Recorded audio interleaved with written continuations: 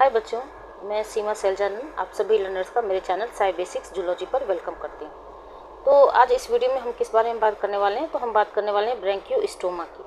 और अगर सिलेबस की बात कर रहे हैं तो आप किसी भी कॉलेज या यूनिवर्सिटी के स्टूडेंट हों और अगर आपको ब्रैंकियोस्टोमा के बारे में पढ़ना है तो ये वीडियो आपके लिए बहुत ही हेल्पफुल होने वाला है।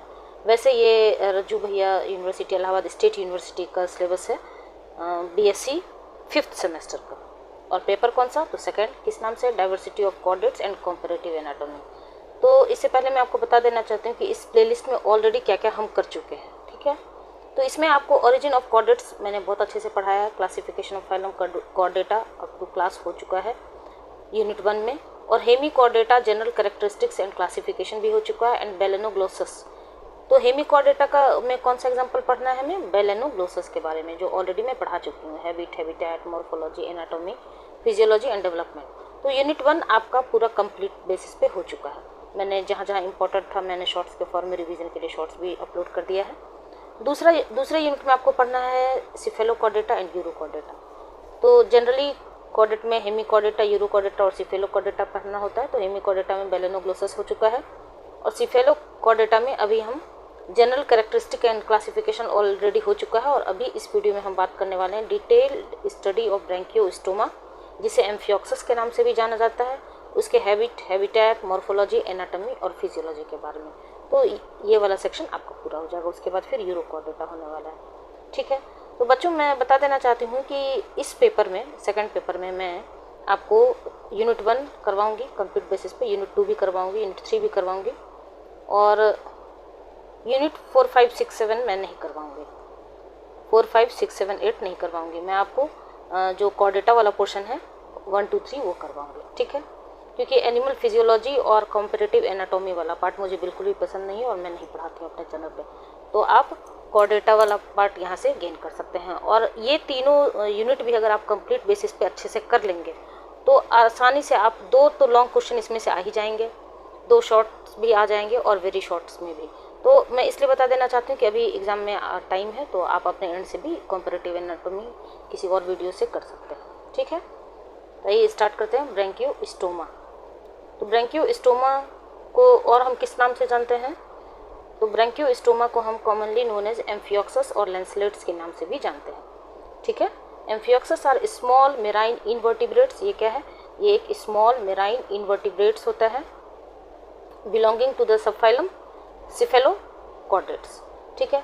सिस्टमेटिक पोजीशन की बात की जाए तो phylum chordata, subphylum cephalochordata, class leptocardii and family branchiostomidae, ठीक है। और हाँ बच्चों, ये सारा नोट्स, ये सारा कंटेंट मैं अब PDF के फॉर्म में साई बेसिक्स जूलॉजी के नाम से जो टेलीग्राम चैनल ओपन है वहाँ मैं शेयर कर दिया करती हूँ, वीडियोज़ भी और कंटेंट भी। तो आप नोट्स के लिए इधर उधर मत भटकिएगा, ठीक है। तो ब्रैंकियोस्टोमा को और हम किस नाम से जानते हैं बताइए बच्चों, एम्फियोक्सस और लैंसलेट्स के नाम से। ये कौन सा ऑर्गेनिज्म होता है, ये एक स्मॉल मेराइन इनवर्टिब्रेट होता है। किस सब फाइलम से बिलोंग करता है, तो सिफेलोकॉर्डेटा से। सिस्टमेटिक पोजीशन की बात की जाए तो phylum chordata, subphylum cephalochordata, class leptocardii and family branchiostomidae. याद हो गया होगा। उसके बाद 1-2 लाइन और हम थोड़ा सा देखेंगे। Branchiostoma are significant for understanding vertebrate evolution since having primitive chordate features. Branchiostoma हम क्यों पढ़ते हैं, क्योंकि इसके पास कुछ सिग्निफिकेंट फीचर्स होते हैं। किस चीज़ को समझने के लिए, तो वर्टिब्रेट इवोल्यूशन को समझने के लिए। क्यों, क्योंकि इनके पास प्रिमिटिव कॉर्डेट फीचर्स होता है। एक बार फिर से समझिए, ब्रैंकियोस्टोमा पढ़ना हमें क्यों जरूरी है। हमारे सबसे पहली बात तो हमारे सिलेबस का पार्ट है इसलिए, दूसरी बात हमारे एग्जामिनेशन पॉइंट ऑफ व्यू से इम्पोर्टेंट है, और तीसरी बात जो मेन बात है कि ये सिग्निफिकेंट इसलिए होता है क्योंकि ये वर्टिब्रेट के इवोल्यूशन को समझाता है और इसके पास प्रिमिटिव कॉर्डेट फीचर्स होता है। समझ में आ गया। It serves as a crucial model for studying the evolutionary transition from invertebrate to vertebrate. ये एक क्रूशियल मॉडल की तरह काम करता है। जो ट्रांजिशन जो हुआ है आपका इनवर्टिब्रेट से वर्टिब्रेट की ओर, उसका ये बहुत ही इंपॉर्टेंट मॉडल एग्जाम्पल होता है, ठीक है, इवोल्यूशनरी ट्रांजिशन में। अब समझ में आया ब्रैंकियोस्टोमा हम क्यों पढ़ते हैं। तो ब्रैंकियोस्टोमा किस नाम से जाना जाता है, एम्फियोक्सस और लैंसलेट्स के नाम से। ये क्या होता है, स्मॉल मेराइन इनवर्टिब्रेट होता है। किस सब फाइलम से बिलोंग करता है, सिफेलोकॉर्डेट से। इसके पास कुछ सिग्निफिकेंट फीचर्स होते हैं जो वर्टिब्रेट इवोल्यूशन को बताता है और वर्टिब्रेट इवोल्यूशन को क्यों बताता है? Since having primitive corded features, इसके पास कुछ प्रिमिटिव कॉर्डेड फीचर्स होते हैं। ये क्रूशियल मॉडल की तरह काम करता है इनवर्टिब्रेट से वर्टिब्रेट की तरफ जो ट्रांजिशन हुआ है उसके लिए। ठीक है, अब आइए देखिए देखने में ये कैसा होता है। आप देखिए, फिर मैं डिटेल स्ट्रक्चर भी दिखाऊंगी। ये देखिए ब्रैंकियोस्टोमा का डायग्राम है। यहाँ देखिए Branchiostoma, just fish like body आप कह सकते हैं। ठीक है, अब आइए इसका थोड़ा सा डिटेल स्टडी हमें पढ़ना है ब्रैंकियोस्टोमा के बारे में, क्योंकि बहुत इंपॉर्टेंट है, क्योंकि ये इनवर्टिब्रेट से वर्टिब्रेट की ओर जो ट्रांजिशन हुआ है उसके लिए क्रूशियल मॉडल की तरह काम करता है। ठीक है, तो डिटेल्ड स्टडी ऑफ ब्रैंकियोस्टोमा, और इसको किस नाम से जानते हैं? एम्फियोक्सस। एक और नाम मैंने बताइए, याद करिए, लैंसलेट्स। ब्रैंकियोस्टोमा को ही एम्फियोक्सस कहते हैं, लैंसलेट्स कहते हैं। इसका habit, habitat, morphology, anatomy and physiology हमें सब कुछ पढ़ना है। तो अगर जेनरिक नाम की बात की जाए तो ब्रैंकियोस्टोमा हो गया, और स्पेसिफिक नाम की बात की जाए तो कैलिफोर्नियंस।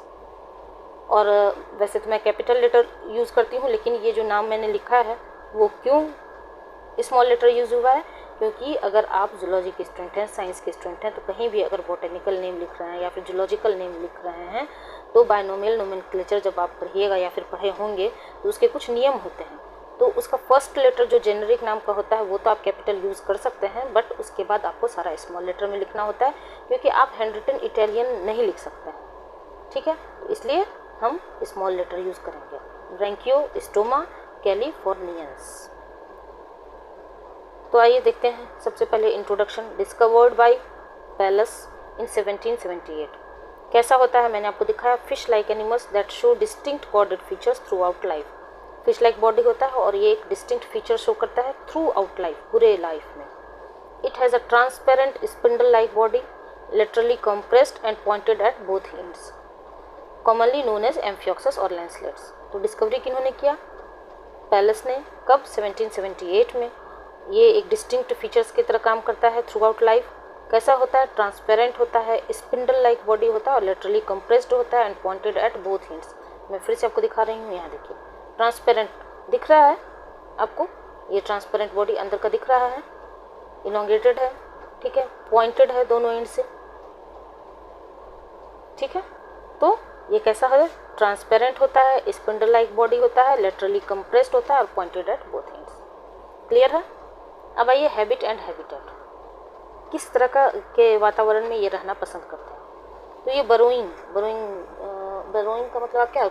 आपने पेड़ में देखा होगा जो गड्ढा बना होता है, कुछ एनिमल्स बना देते हैं तो उसको गुफा टाइप स्ट्रक्चर, छोटा छोटा खरगोश वगैरह का नाम सुना होगा, तो उस टाइप बरोइंग एनिमल्स होते हैं, नॉक्टर्नल एनिमल्स होते हैं, जनरली रात में ज़्यादातर देखे जाते हैं। Inhabit shallow coastal marine waters, ये शैलो वाटर, ऐसा नहीं कि बहुत डीप वाटर में नहीं रहना नहीं पसंद करता है, शैलो वाटर में रहता है, मतलब कहीं भी मेराइन वाटर्स जहाँ समुद्र के किनारे वाला जो एरिया होता है, कोस्टल मेराइन वाटर्स में ये रहना ज़्यादा पसंद करता है। फाउंड इन सैंडी और मडी सबस्ट्रेट्स, ऑब्वियस है कि जो समुद्र का किनारा होगा तो वहाँ पर सैंडी और मडी सबस्ट्रेट्स, दलदल वाला कीचड़ वाला एरिया तो होगा ही ना, तो वहीं पर ये रहना ज़्यादा पसंद करता है। It prefers clean environment with well oxygenated water and in temperate and tropical seas. ये प्रीफर करते हैं कैसे? क्लीन इन्वायरमेंट को। पॉल्यूटेड वाटर में ये रहना बिल्कुल भी नहीं पसंद करते हैं, क्योंकि इनको वेल ऑक्सीजनेटेड वाटर चाहिए। ऑब्वियस है ना, क्लीन वाटर होगा तभी तो आपको वेल ऑक्सीजनेटेड वाटर मिलेगा। And in temperate and tropical seas. Clear हो गया होगा? छोटा सा introduction and habit and habitat. तो हमने क्या क्या डन कर लिया? डिटेल्ड स्टडी ऑफ ब्रैंकियोस्टोमा में इंट्रोडक्शन तो देख ही लिए ऑलरेडी, हैबिट भी और हैबिटेट भी। अब देखेंगे मॉर्फोलॉजी, एनाटॉमी एंड फिजियोलॉजी।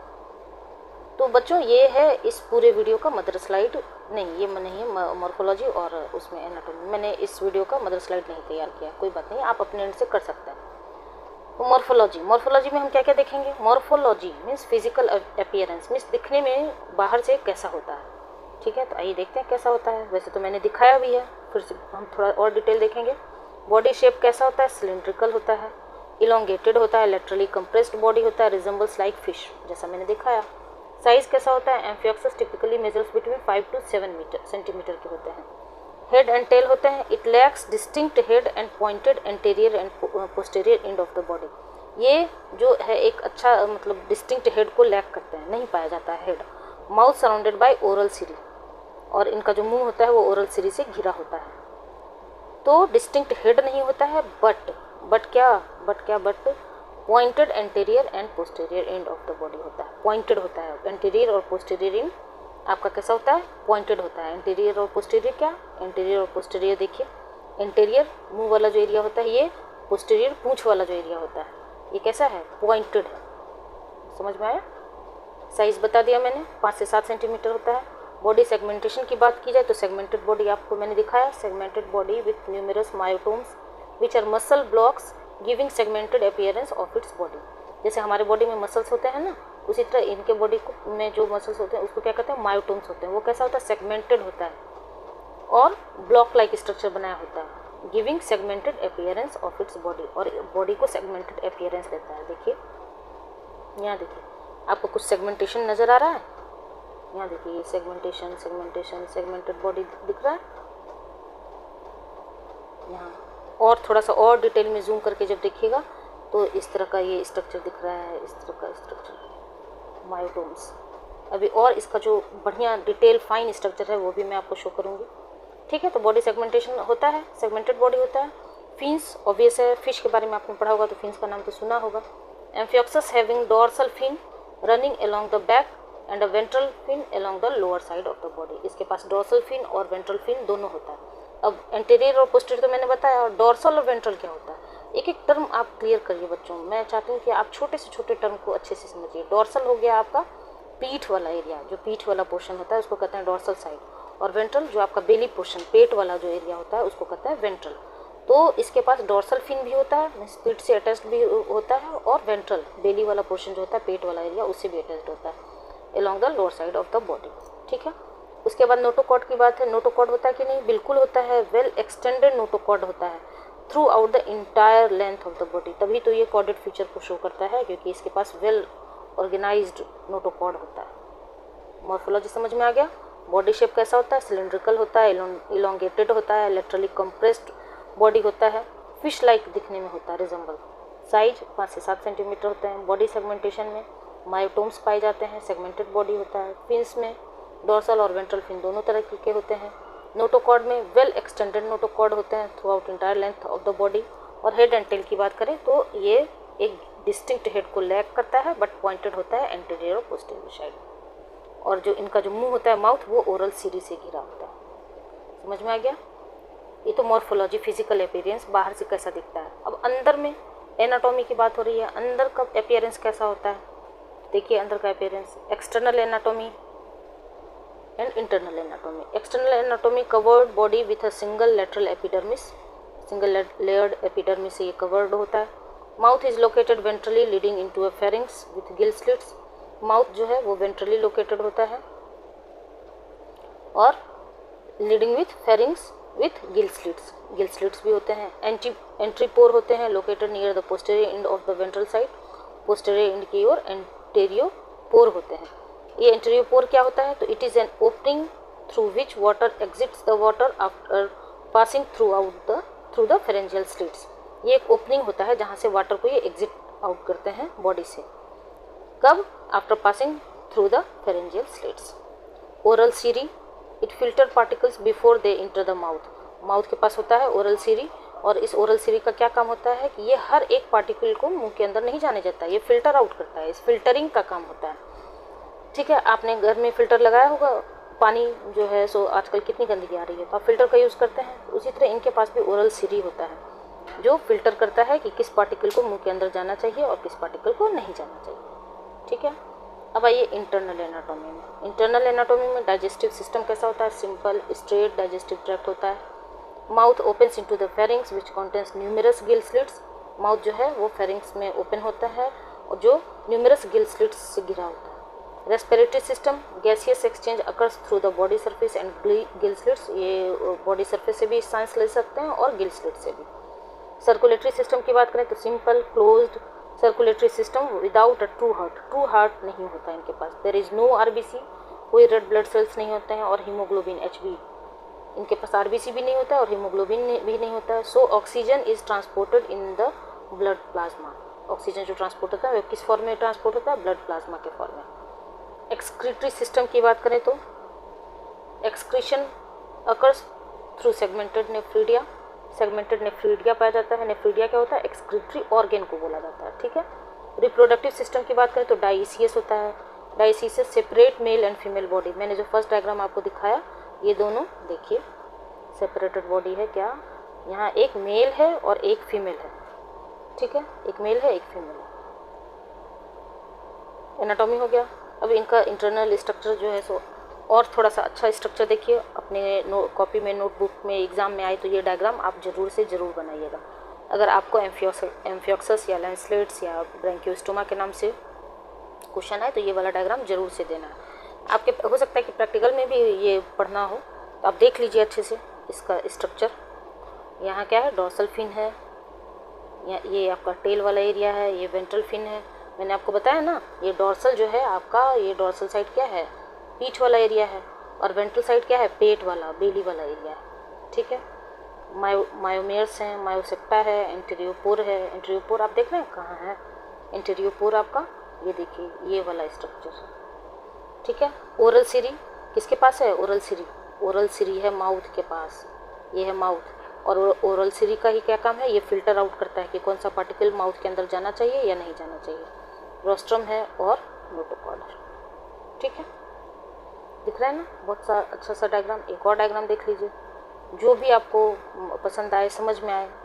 मैं तो एक बार एक्सप्लेन कर ही रही हूँ। ये देखिए आपको नोटोकॉर्ड कैसा दिख रहा है, यहाँ से इसमें नोटोकॉर्ड को और अच्छे से दिखाया है यहाँ तक। ये है, उसके ऊपर वाला देखिए ऑरेंज कलर में नर्व कॉर्ड है। उसके बाद और क्या है इसमें? इंटेस्टाइन कहाँ है वो दिखाया है, कॉर्डल फिन है, पूंछ के साइड में एनस है, इंडोस्टाइल है, गिल स्लिट्स है, ये और डिटेल। तो अगर आप चाहे तो ये दोनों डायग्राम देख के और अपने कॉपी में और अच्छा डायग्राम बना सकते हैं, दोनों को पार्ट को ऐड करके। कुछ पोर्शंस इसमें डिटेल दिया हुआ है, कुछ पोर्शंस इसमें डिटेल दिया हुआ है, ठीक है। उसके बाद लास्ट पोर्शन क्या है हमारा? फिजियोलॉजी। फिजियोलॉजी देखेंगे क्या क्या? तो फीडिंग हैबिटेट कैसा होता है, रिप्रोडक्शन कैसा होता है, रेस्पिरेशन क्या होता है। Amphioxus are filter feeder. Oral cirri का ही काम था, फिल्टर करता था, तो ये क्या है? फिल्टर फीडर होता है। Water enters through the mouth and food particles are trapped by mucus on the pharyngeal gill slits. Water तो इंटर कर लेता है माउथ के अंदर, लेकिन जो फूड पार्टिकल्स है तो वो ट्रैप कर लिए जाते हैं। जैसे ट्रैप मीन्स क्या होता है? जाल में जैसे फंसता है ना, तो ये कौन फंसाता है? म्यूकस। फेरेंजियल गिल स्लिट्स में पाए जाते हैं म्यूकस, जो कि इसको फूड पार्टिकल को चिपका देते हैं, मतलब माउथ के अंदर लेने में हेल्प करते हैं। Reproduction, amphioxus reproduces sexually with external fertilisation. ये डाइसिस एनिमल होता है, मेल और फीमेल अलग अलग होते हैं, तो इसमें कैसा फर्टिलाइजेशन देखा गया है? External fertilisation. रेस्पिरेशन की बात करें, अकर्स प्राइमरली, ये 1 डिग्री को मैं प्राइमरली लिखती हूँ शॉर्ट फॉर्म में, थ्रू डिफ्यूजन। डिफ्यूजन क्या होता है? तो transfer of solute molecule from higher concentration to lower concentration. अगर एक सिंपल एग्जांपल की बात करें तो आप जो परफ्यूम यूज़ करते हैं, तो पता चला इस रूम में आप स्प्रे किए हैं परफ्यूम को और उसका सुगंध आपको दूसरे रूम में जाता है। आप जो अगरबत्ती जलाते हैं वो इस रूम में आप जलाते हैं पूजा घर में, और पूरे घर को खुशबू फैलाता है। तो वहाँ कौन सा प्रोसेस काम कर रहा होता है? तो वहाँ पर डिफ्यूज़न प्रोसेस काम कर रहा होता है। वहाँ transfer of solute molecule from high concentration to low concentration होता है, ठीक है। और इसमें कोई भी सेमी परमेएबल मेम्ब्रेन या सेलेक्टिव परमेएबल मेम्ब्रेन का यूज़ नहीं होता है, इस वजह से ये डिफ्यूज़न प्रोसेस कहलाता है। अगर सेमी परमेएबल मेम्ब्रेन और सेलेक्टिव परमेएबल मेम्ब्रेन का यूज़ होता है तो क्या कहेंगे? वो ऑस्मोसिस हो जाता है, ठीक है। कुछ कुछ टर्म्स होते हैं छोटे छोटे, मैं अच्छे से आपको एक्सप्लेन कर देती हूँ, इसलिए ताकि अगर आप डिग्री लेके, बीएससी का डिग्री लेके आगे पीजी में एडमिशन लें तो ये जो छोटे छोटे टर्म्स होते हैं ना, वो बहुत कंफ्यूज क्रिएट करते हैं आगे की। तो मैं नहीं चाहती हूँ कि मेरे जो बच्चे हैं, जूलॉजी के स्टूडेंट हैं, उनको कहीं भी किसी भी टर्म में कोई प्रॉब्लम हो, ठीक है। तो across respiration through diffusion across the body surface and gill slits. तो बच्चों इस तरह से मैं 1 बाय 1 आपको सारा बीएससी और एमएससी का कंटेंट पूरा पढ़ा रही हूँ। और अब तो 2-4 यूनिवर्सिटीज़ से और भी डिमांड आ गए हैं, जैसे कि महात्मा गांधी काशी विद्यापीठ वाराणसी, CSJMU कानपुर, बरेली, तो उनका भी मैं एमएससी का सिलेबस डील कर रही हूँ। तो आप अपने अपने प्लेलिस्ट के थ्रू अपना अपना टॉपिक सर्च करिएगा। आपका प्लेलिस्ट अलग होगा, उनका प्लेलिस्ट अलग होगा, आपको कहीं भी इधर उधर भटकने की ज़रूरत नहीं है। और हाँ, अगर आप आगे चल के PhD करना चाहते हैं या फिर रिसर्च फील्ड में जाना चाहते हैं या फिर किसी भी कॉलेज या यूनिवर्सिटी में असिस्टेंट प्रोफेसर बनना चाहते हैं, या फिर अगर आप MSc में CUET PG के हेल्प से इंटर लेना चाहते हैं, इंट्रेंस देना चाहते हैं, तो मैंने एक अलग से चैनल ओपन कर दिया लाइफ साइंस स्पेक्ट्रम के नाम से। वहाँ मैं specially CSIR, GATE, SET, state eligibility test और CUET PG वाले बच्चों के लिए पढ़ाती हूँ। प्रीवियस ईयर क्वेश्चन सॉल्व करवाती हूँ, तो वहाँ से भी आप कॉन्सेप्ट गेन कर सकते हैं। ठीक है, तो वीडियो और कंटेंट या फिर मेरा पढ़ाने का तरीका कहीं से भी आपके लिए हेल्पफुल हो तो लाइक, शेयर एंड सब्सक्राइब जरूर करिएगा। और कुछ भी सजेशन देना हो तो कमेंट सेक्शन में जरूर बताइएगा, अपने दोस्तों में भी शेयर करिएगा। ठीक है, मिलते हैं नेक्स्ट वीडियो में, तब तक के लिए थैंक यू।